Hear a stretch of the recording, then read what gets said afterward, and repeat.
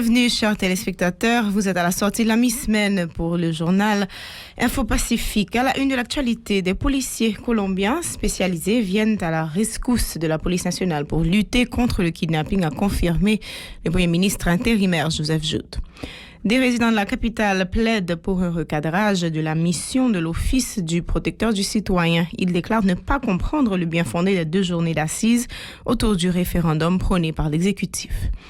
En effet, l'OPC a clôturé mercredi à Bourdon une séance de travail de 2 jours sur l'avant-projet de la nouvelle constitution.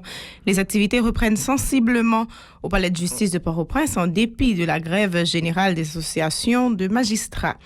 La terre a tremblé au moins 4 fois très tôt mardi dans les NIP, selon le Bureau des mines et de l'énergie. À l'étranger, le Venezuela a décidé mercredi l'expulsion de l'ambassadrice de l'Union européenne à Caracas, Madame Isabel Brillante Pedrosa. Restez branchés, ce titre et bien d'autres encore sont développés pour vous à ce journal.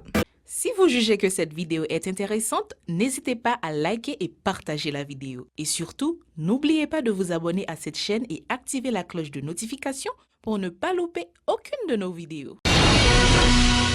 Un plaisir de vous informer. Vous suivez Info Pacifique, le développement.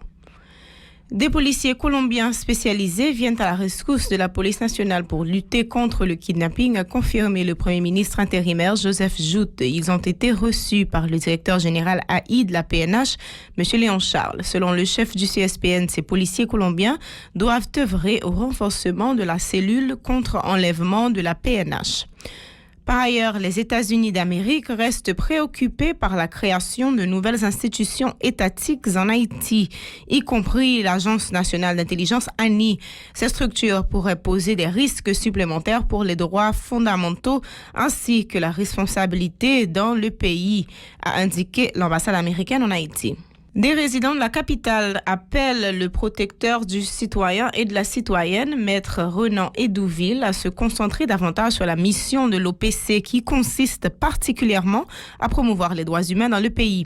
Il déclare ne pas comprendre le bien fondé des 2 journées d'assises organisées par l'OPC dans le cadre du référendum souhaité par l'exécutif en vue de réformer la Constitution. Pour ses compatriotes, l'administration Moïse Jout n'a pas mis en place une politique susceptible d'améliorer les conditions de vie de l'ensemble de la population. Ils sont au micro de nos journalistes. Nous, chaque pouvoir qui monte, qui veut travailler dans l'intérêt de la population, eh bien, impérialiste, lui-même, il aller contre lui. C'est même genre avec Jovenel Moïse. Je dis à nous, Jovenel Moïse, malgré mandat fini, eh bien, 7 février 2021, article 134-2, dans la Constitution, il est clair. Même si on est dans la 3e année, il a interprété ça, il a lu et l'interprété. Je vais passer un message. Pour protéger les citoyens, Renan Edouville. Mission, c'est protéger chaque citoyen sous sol là. Ou pas une mission pour faire colloque sur la Constitution, référendum, ou pas une mission ça. Et nous disons peuple, qu'est-ce que soit contre Renan Edouville arrêter à la Kali, chercher contre Kali pour une mission. Voilà Kali va faire violence non. À la Kali, avec ça article la loi qui dit mission non.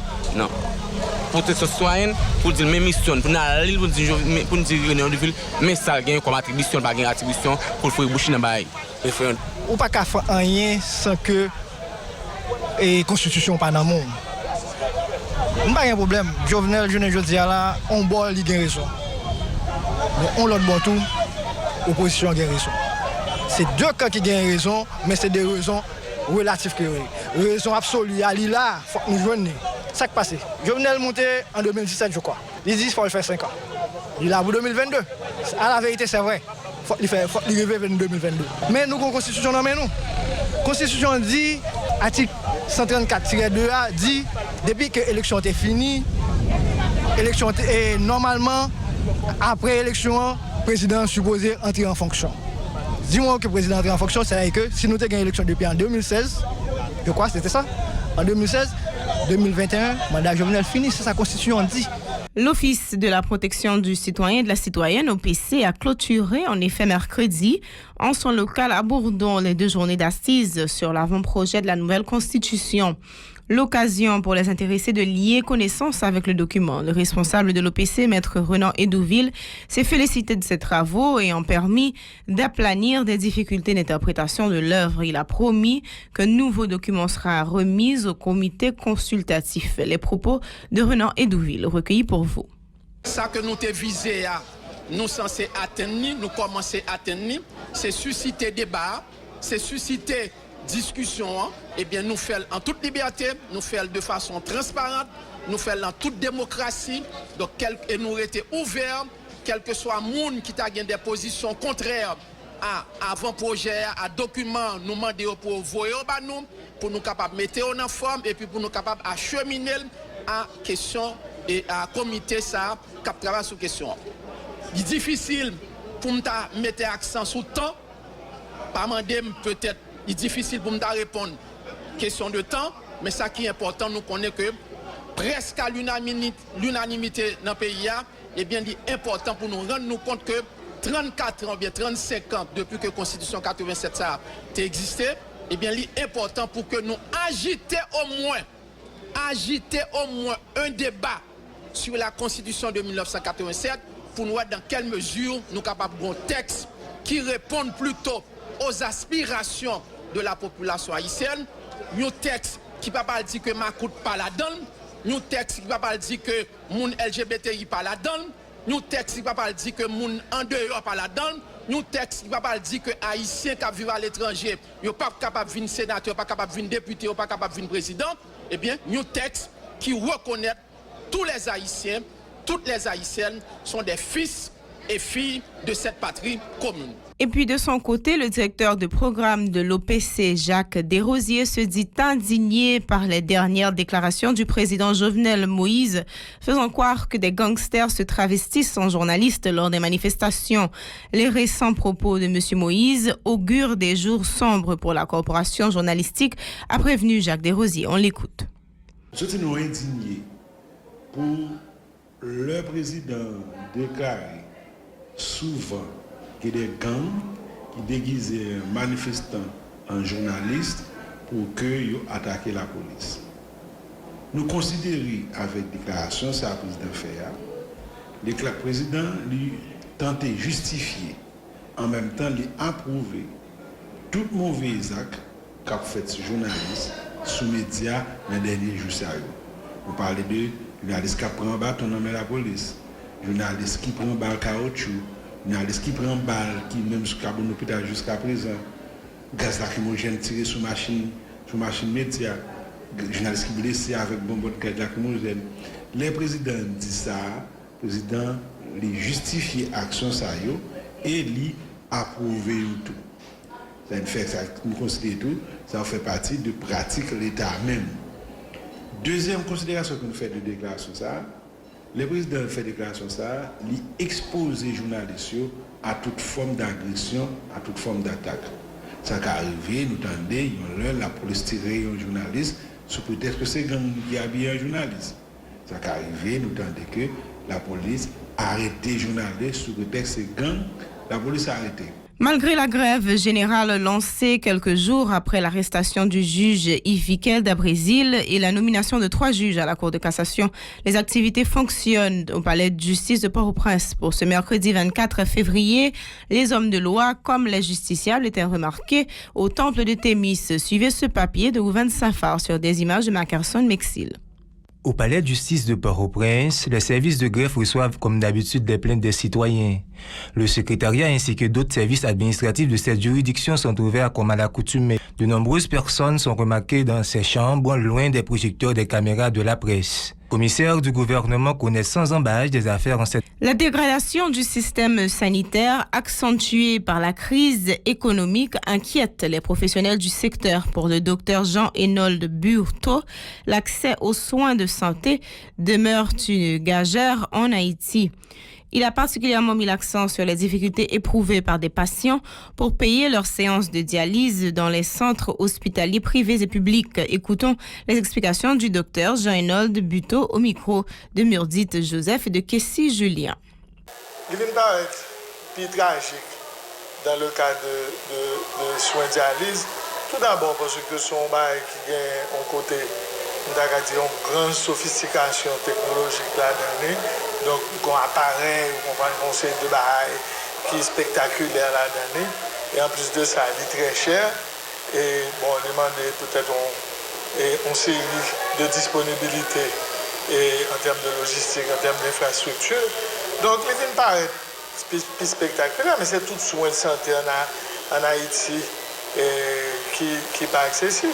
Ou bien doit mourir pour des fois pour une maladie grave, mais ce n'est pas gravité maladie qui fait le monde mourir, c'est tout simplement parce que soins dans le moment pas accessible ou bien mal organisé. Donc dans le cas de dialyse, il y a un complément parce que le cher, il est extrêmement cher. Le revenu que nous gagnons en Haïti, sous ça encore pour ces payer soins de santé, et soins médecins chers, et reste support, médicaments chers.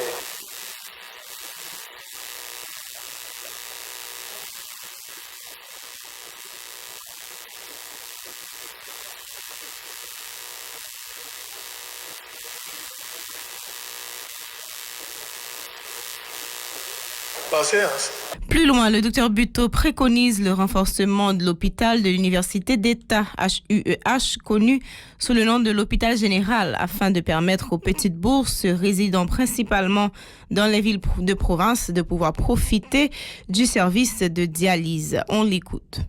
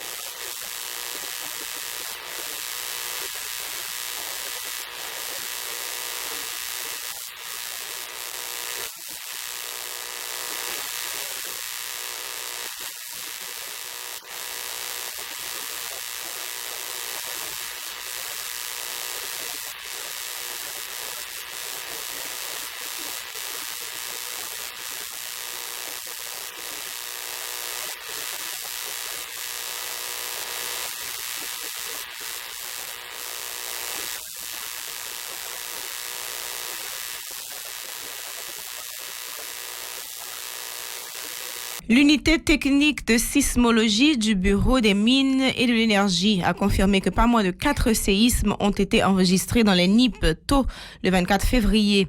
Ces secousses de magnitude 3.2 et 4.2 sur l'échelle de Richter ont été ressenties à 2h37 du matin, 2h38, 4h02 et 6h59, toujours dans la matinée. Leur épicentre a été localisé en mer dans un rayon moyen de 13 km au nord-est de Petite Route de Nîmes et 9 km au nord-ouest en Savo, selon un bulletin émis le Bureau des mines portant la signature de son directeur général, l'ingénieur géologue Claude Prepti.